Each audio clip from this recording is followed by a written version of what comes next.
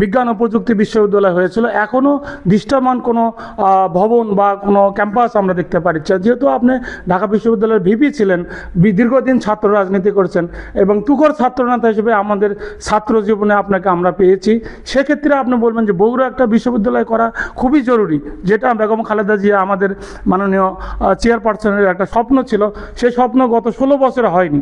সেক্ষেত্রে আপনি একটু বলবেন কিছু।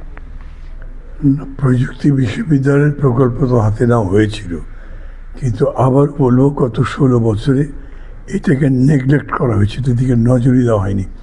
আবার আমি আশা করব আগামীতে এটার প্রতি নজর দেওয়া হবে এবং এই বিশ্ববিদ্যালয় প্রতিষ্ঠা করা হবে। আমার সাথে ব্যক্তিগতভাবে তারেক রহমান সাহেবের কথা হয়েছে, উনি নিজেকে বগুড়ার সন্তান হিসেবে বলতে পছন্দ করেন। এক্সট্রিম মশার কয়েল প্ল্যান্ট ফাইবার দিয়ে তৈরি, তাই সহজে ভাঙে না, সুগন্ধিযুক্ত ও নিরবিচ্ছিন্নভাবে জ্বলে। ডেঙ্গু, চিকুনগুনিয়া বাহি সহ যে কোনো মশার বিরুদ্ধে দেয় এক্সট্রিম সুরক্ষা।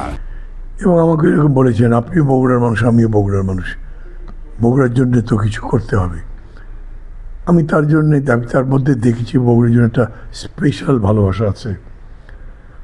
উনি নিশ্চয়ই আগামীতে খুব ভালো কোনো দায়িত্ব পাবেন। কত বড় দায়িত্ব পাবেন আমি জানি না, তার মা বেঁচে আছেন এখন পর্যন্ত। তারা মিলে, আমরা সবাই মিলে, আমি বগুড়ার জনগণের প্রত্যাশিত উন্নয়ন হবে এটা আস্থা রাখতে চাই। মান্না ভাই, আমি আর 1 মিনিটের আপনাকে ইনশাআল্লাহ বিদায় দেবো।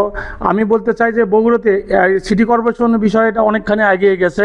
আমরা সরকারের মাধ্যমে জানতে পেরেছি যে ডিসেম্বরে সিটি কর্পোরেশনের গেজেট বা একটা ঘোষণা আসতে পারে, এই বিষয়ে একটু বলে।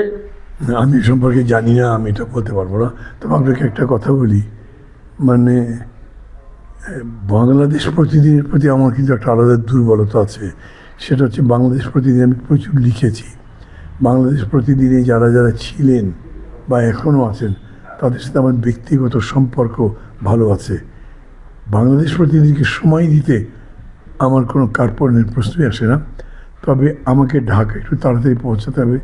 গতকালকে যেহেতু প্রধান উপদেষ্টা বক্তব্য দিয়েছেন, এইটার উপরে প্রতিক্রিয়া দেওয়ার জন্য আমাদের জোট গণতন্ত্র মঞ্চ বিকালে বসবে। এখন 11টা বেজে গেছে, রাস্তার অবস্থা তো আমি জানি না, এই জন্যই একটু তাড়া আছে। তাছাড়া এখন আপনাদের সঙ্গে আমার ভালো লাগছে, কথা বলতে ভালো লাগছে।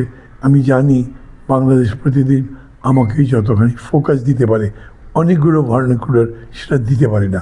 সেই অর্থে বাংলাদেশ প্রতিদিনের কাছে বা বাংলাদেশ প্রতিদিনের প্রতি আমার একটা কৃতজ্ঞতা আছে। আপনাদের সবাইকে খুবই আন্তরিক ধন্যবাদ। আর বগুড়া সিটি কর্পোরেশনকে তো আমি চাই। আমি জানি না ডিসেম্বর এটা ডিক্লারেশন হবে কি না, কারণ ডিসেম্বরে তো এই সরকারই থাকবে। এই সরকার আর একটা সিটি কর্পোরেশনের ডিক্লারেশন দেবেন আমি এরকম শুনিনি, তবে আমি আশা করি এটা অচিরেই হবে।